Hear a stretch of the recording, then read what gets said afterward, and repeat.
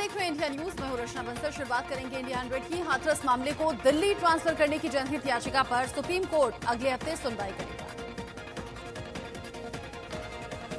आज हुई सुनवाई के दौरान सीजीआई एसए बोबड़े ने कहा कि यूपी सरकार गवाहों की सुरक्षा को लेकर किए गए इंतजामों पर और पीड़ितों की सुरक्षा के बारे में जानकारी दी। सीजीआई ने पूरे मामले पर टिप्पणी करते हुए कहा कि हम केवल मामले की सुनवाई इसलिए कर रहे हैं कि एक शॉकिंग केस है। हाथरस मामले में यूपी सरकार ने सुप्रीम कोर्ट में हलफनामा दाखिल किया है। इसमें कहा गया है कि अदालत को केस को सीबीआई जांच के निर्देश देने चाहिए। मथुरा में पुलिस ने 4 लोगों को गिरफ्तार किया है। ये पीएफआई से जुड़े हुए बताए जा रहे हैं। सरकार ने हाथरस कांड के बहाने साजिश का दावा किया था। चारों की गिरफ्तारी वाहन चेकिंग के दौरान की गई है। पुलिस ने इन चारों के पास से मोबाइल, लैपटॉप, संदिग्ध साहित्य भी बरामद किया। हाथरस केस में दंगा फैलाने को लेकर की गई फंडिंग की जांच ईडी करेगी। इसे लेकर जल्दी ईडी एफआईआर दर्ज करेगी। सीबीआई जांच की सिफारिश के बीच एसआईटी की टीम हाथरस पहुंच गई है और पीड़ित परिवार का बयान दे रही है।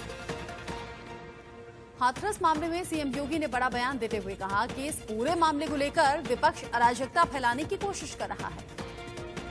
निर्भया के दोषियों के वकील एपी सिंह अब हाथरस कांड के आरोपियों की भी पैरवी करेंगे।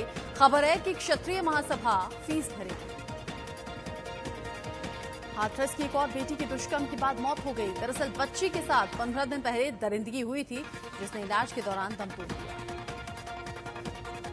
घटना से गुस्साए परिजनों ने शव को सड़क पर रखकर जाम लगा दिया और आरोपियों की जल्द ही गिरफ्तारी की मांग की। सेशंस कोर्ट से रिया और चौविक को बड़ा झटका लगा है। कोर्ट ने दोनों की न्यायिक हिरासत को 20 अक्टूबर तक के लिए बढ़ा दिया है। सुशांत की बहन ने बॉम्बे हाई कोर्ट में रिया की ओर से दर्ज कराए गए एफआईआर को रद्द करने के लिए याचिका दायर की है। सुशांत सिंह मामले में न्यायिक हिरासत में भेजे गए 20 आरोपियों की आज एनडीपीएस कोर्ट में पेशी है। इनकी गिरफ्तारी एनसीबी ने ड्रग्स कनेक्शन को लेकर की थी।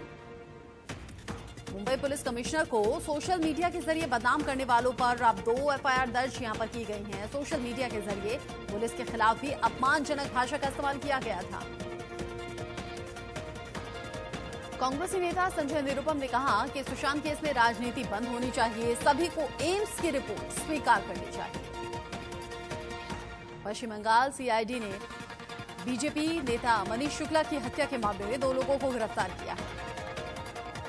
उधर बीजेपी और जेडीयू के बीच में सीट बंटवारे को लेकर डील सेट हो गई है। इसके तहत दोनों दल 50-50 के फॉर्मूले पर राजी हुए हैं। उत्तर 24 परगना जिले में थाने के सामने बीजेपी नेता को गोली मार दी गई थी, जिसके बाद राज्यपाल ने सूबे में कानून व्यवस्था को लेकर सवाल उठाए। एमपी में चुनाव प्रचार के दौरान मंत्री बिसाहुलाल सिंह का वीडियो वायरल हुआ है। 100 रुपए के नोट बांटते हुए नजर आए मंत्री जी। कांग्रेस ने चुनाव आयोग से शिकायत की।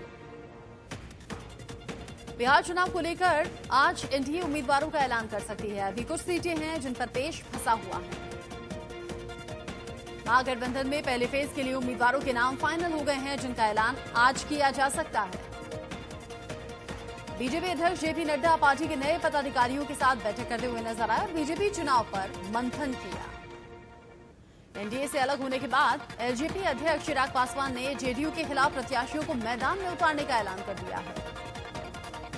चिराग पासवान ने सीएम नीतीश कुमार पर निशाना साधा। कहा तेजस्वी यादव को उन्होंने अपना छोटा भाई बताया। खगड़िया से एलजेपी सांसद महबूब अली के बेटे ने आरजेडी की सदस्यता ली है। सूत्रों की माने तो आरजेडी यूसुफ को अपना उम्मीदवार बना सकती है। राहुल गांधी ने कृषि कानून को काला कानून बताते हुए मोदी सरकार पर निशाना साधा। साथ ही उन्होंने कहा कि ये मौजूदा सिस्टम को खत्म करने का तरीका है। हाथरस जाते वक्त खुद से हुई धक्का मुक्की के बाद राहुल गांधी ने कहा कि देश को धकेला जा रहा है, पीटा जा रहा है। ऐसे में मुझे थोड़ा धक्का लग गया तो क्या बात है।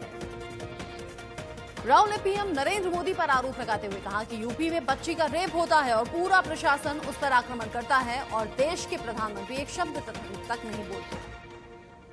कृषि कानून के विरोध में राहुल गांधी की ट्रैक्टर रैली आज हरियाणा में पहुंचेगी।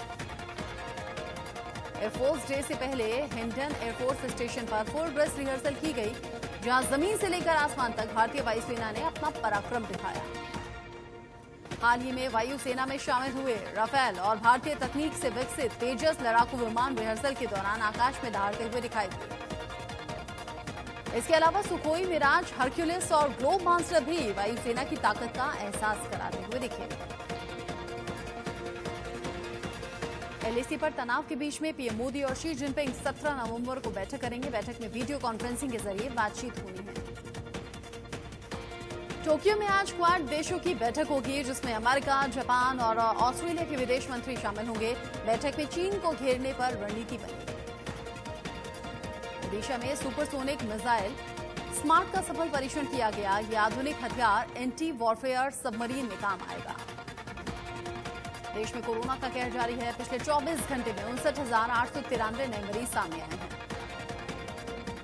देश में कोरोना से 24 घंटे में 885 मरीजों की मौत हो गई। मरने वालों की कुल तादाद 1 लाख के पार है। देश में कोरोना के अब तक 66,82,578 केस सामने आए हैं, जबकि एक्टिव केस की संख्या 10 लाख के करीब पहुंच गई है। दिल्ली में पिछले 24 घंटे में कोरोना के 1,947 नए मरीज मिले हैं, जबकि 32 मरीजों की मौत हो गई। हालांकि दिल्ली में एक बार फिर से कोरोना रिकवरी रेट में बढ़ोतरी हुई है। दिल्ली में रिकवरी रेट 90% के पार है। महाराष्ट्र में कोरोना के अब तक कुल 14,53,000 से ज्यादा केस सामने आ चुके हैं। पिछले 24 घंटे में 10,000 से ज्यादा मरीज बढ़े हैं। यूपी के प्रयागराज में डिप्टी सीएम केशव प्रसाद मौर्य के कोरोना से जल्दी ठीक होने की कामना को लेकर हनुमान मंदिर में सुंदरकांड का पाठ किया गया। यूपी में बढ़ते अपराध को लेकर लखनऊ में साधु संत सीएम योगी को ज्ञापन देने के लिए जा रहे थे, तभी पुलिस ने उन्हें हिरासत में लिया। उत्तर प्रदेश में बिजली विभाग के निजीकरण के विरोध में प्रदेश के 15 लाख से ज्यादा कर्मचारी और अधिकारी हड़ताल पर हैं। विद्युत कर्मचारी संयुक्त संघर्ष समिति की सरकार के साथ बैठक हुई थी, जिसमें कोई बात नहीं बन पाई, जिसके बाद समिति ने हड़ताल पर जाने का फैसला किया। मध्य प्रदेश के धार में पिकअप और गैस टैंकर की जोरदार टक्कर हो गई, जिसमें 6 लोगों की मौके पर ही मौत हो गई, जबकि 24 लोग गंभीर रूप से जख्मी हैं। यूपी के देवरिया में बुलेरो और 2 बाइक आमने सामने की टक्कर इनमें हो गई। 5 लोगों की इसमें मौत हुई, जबकि एक गंभीर रूप से जख्मी हुई। यूपी के फिरोजाबाद में सिद्धेश्वर नाथ मंदिर के पुजारी को पुलिस ने गिरफ्तार किया। पत्नी से मारपीट का सीसीटीवी फुटेज सामने आने के बाद ये गिरफ्तारी हुई।